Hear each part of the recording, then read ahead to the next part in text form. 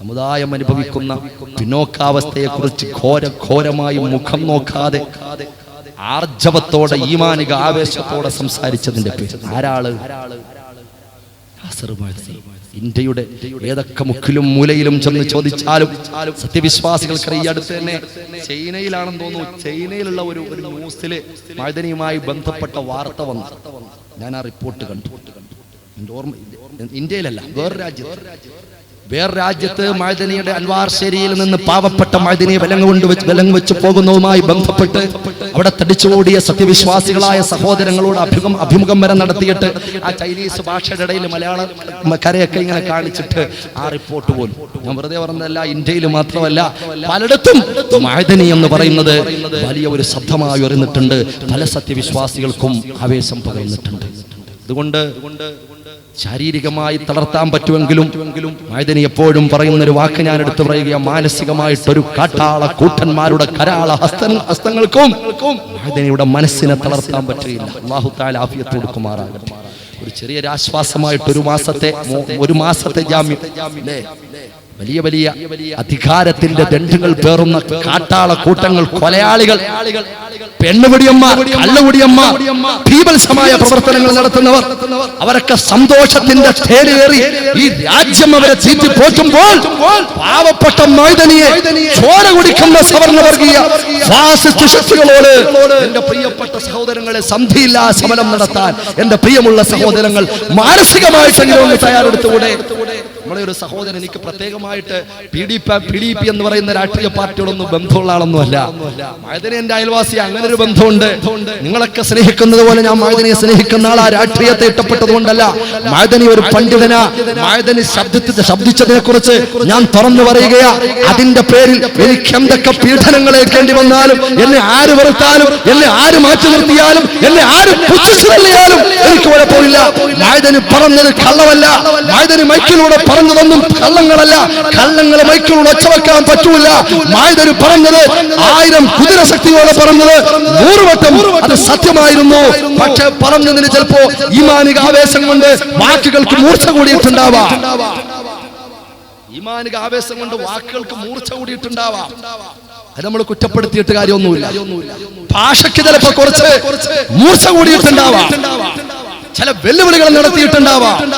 പക്ഷെ പറഞ്ഞ കാര്യങ്ങൾ പല സ്ഥലത്തും സമുദായത്തിന്റെ പാവപ്പെട്ട സഹോദരങ്ങളെ ക്രൂരമായിട്ട് പീഡിപ്പിക്കപ്പെടുന്നതിനെ കുറിച്ച് രാജ്യത്തിൽ ഈ സമുദായത്തിന്റെ നേരെ തിരിയുന്ന പല ഒളിയമ്പുകളും സമുദായത്തിന്റെ മുന്നിൽ അതൊരു അജണ്ടയായിട്ട് മനസ്സിലാക്കി കൊടുത്തപ്പോൾ പലരുടെയും കൊമ്പുകൾ ഒടിഞ്ഞു വീണപ്പോൾ പലരുടെയും ആസൂത്രിതമായ ശ്രമങ്ങൾ ചിന്നിച്ചെറിപ്പോയപ്പോൾ അങ്ങനെയുണ്ടായ ഒരു ദേഷ്യവാ മഅദനിയോട് എന്ന് ഈ തരുണത്തിൽ എന്റെ പ്രിയപ്പെട്ട സഹോദരങ്ങളെ, അങ്ങ് കർണാടകയുടെ സമീപത്ത് ഹോസ്പിറ്റലിൽ കഴിയുന്ന മഅദനി, പുറത്ത് നിൽക്കുന്ന മഅദനി, ആ മഅദനിയോട് അടുത്ത് നിന്നുകൊണ്ട് മാനസികമായി അടുത്ത് നിന്നുകൊണ്ട് ഞാൻ പറയുകയാ, അല്ലാഹു അദ്ദേഹത്തിന് ആഫിയത്ത് കൊടുക്കട്ടെ.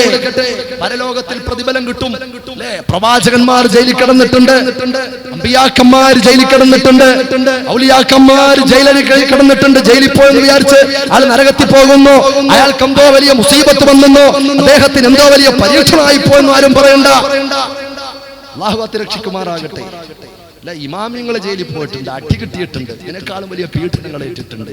അല്ലാഹു പരലോകത്തേക്കുള്ളൊരു മുതൽക്കൂട്ടാക്കി ആ പാവപ്പെട്ട മഅദനി ഇത്രയും നാൾ അനുഭവിച്ച ജീവിതത്തിന്റെ ഏറ്റവും കൂടുതൽ ഊർജ്ജസ്വലതയുള്ള സമയം ആ ജയിലിന്റെ അഴികൾക്കുള്ളിൽ അകപ്പെട്ടുപോയി. അല്ലാഹു അതിനൊക്കെ നീ പകരം കൊടുക്കണേ അല്ലാഹ്.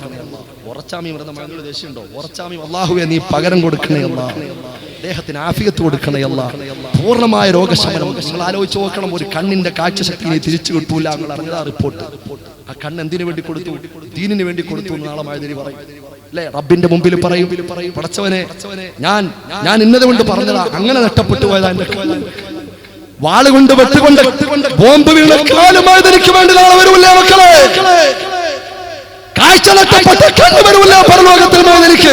മഅദനി ആര് മാറ്റി നിർത്തിയാലും ഇവിടെയാണ് ആധികാരികമായിട്ട് അൽഹംദുലില്ലാഹ് അഹ്ലുസുന്നയുടെ അജയ്യമായ ശബ്ദം ഖമറുൽ ഉലമാ കാന്തപുരം ഉസ്താദ് തവല്ലല്ലാഹു അംറഹു മഅ സിഹത്തി വൽ ആഫിയ. ഇത് ഞാൻ പറയുന്ന വാക്കല്ല, മഅദനി പറയുന്ന വാക്ക്. മഅദനിയുടെ ഏറ്റവും അടുത്ത ആളുകൾ, എന്തിനേറെ പറയണം, മൈലക്കാട് പ്രസംഗിച്ച പ്രസംഗം ഞാനൊന്നും എടുത്ത് പറയുന്നില്ല. എ പി ഉസ്താദ് ചെന്ന് കണ്ടതും എ പി ഉസ്താദ് സംസാരിച്ചതും എന്തിനേറെ പറയണം. മഅദനിക്ക് ജാമ്യം കിട്ടുന്നതിന്റെ തലേ ദിവസം പാതിരാ സമയത്ത് 10,000 ദുബൈയിൽ തടിച്ചുകൂടിയ ജനങ്ങളോട് ഇന്റർനാഷണൽ ഖുർആന്റെ സ്റ്റഡിയുമായി ബന്ധപ്പെട്ട്, ഹോളി ഖുർആനുമായി ബന്ധപ്പെട്ട് ഖമറുൽ ഉലമ കാന്തപുരം ഉസ്താദ് പങ്കെടുത്തുകൊണ്ട് പ്രസംഗിച്ചിട്ട് അബ്ദുൽ നാസർ മഅദനിക്ക് വേണ്ടി മലയാളികൾ ഒരുമിച്ച് കൂടിയ ദുബൈയുടെ അറബിയുടെ മണ്ണിൽ 3 തവണ ശൈഖുന കാന്തപുരം ഉണ്ടല്ലോ, ആരുടെ കണ്ണിലെ കരടാണെന്ന് പറഞ്ഞിട്ട് ഒരു കാര്യമില്ല. ശൈഖുന ഖമറുൽ ഉലമ കാന്തപുരം ഉസ്താദ് 3 തവണ ദ്വാരന്നു, 3 തവണ ദ്വാരന്നു. ദൃസാക്ഷികളുണ്ട് സഹോദരന്മാരെ, 3 തവണ ദ്വാരം. അങ്ങനെ സാധാരണ നിരക്കലില്ല. മഅദനിക്ക് മോചനം കൊടുക്കണമെന്ന 3 തവണ ദ്വാരം. അന്നത്തെ പ്രഭാതത്തിൽ, അന്നത്തെ അടുത്ത ദിവസം അള്ളാഹുവിന്റെ തൗഫീഖ് കൊണ്ട് മഅദനിക്ക് മോചനം. എ പി ഉസ്താദ് സുന്നത്ത് ജമാഅത്തിന്റെ പ്രവർത്തകരോട് എന്താ പറഞ്ഞത്? അദ്ദേഹത്തിന്റെ പീഡനങ്ങൾ, അദ്ദേഹം ജാമ്യം കിട്ടാതെ പ്രയാസപ്പെട്ടപ്പോൾ സുന്നത്ത് ജമാഅത്തിന്റെ പ്രവർത്തകരോട് പലരും പറഞ്ഞിട്ടുണ്ടെങ്കിൽ, പലരോടും പറഞ്ഞിട്ടുണ്ടെങ്കിൽ, ബഹുമാന്യനായ ഉസ്താദ് അവറുകൾ തന്റെ പ്രിയപ്പെട്ട അനുയായ വൃന്ദത്തോട്, തന്റെ പ്രിയപ്പെട്ട തന്നെ സ്നേഹിക്കുന്ന കൂട്ടത്തോട് പറഞ്ഞെന്താ? ഖസീദത്തുൽ ബുർദയിലാണ് മഅദനിയെ സംബന്ധിച്ചുകൊണ്ട് എ പി ഉസ്താദ് പറഞ്ഞു, എന്താ ഉസ്താദ് പറഞ്ഞു, നിങ്ങളൊക്കെ ഒരു ബുർദ എല്ലാവരും ചെല്ലണം. എന്നിട്ട് എപ്പോഴാ മുമ്പ് പ്രയാസം ഉണ്ടായപ്പോൾ ഒരു ഖസീദത്തുൽ ബുർദയിൽ നിങ്ങൾ മഅദനിക്ക് വേണ്ടി ദ്വാരക്കണം. ഓരോ യൂണിറ്റിലും ഖസീദത്തുൽ ബുർദയിൽ മഅദനിക്ക് വേണ്ടി ദ്വാരം.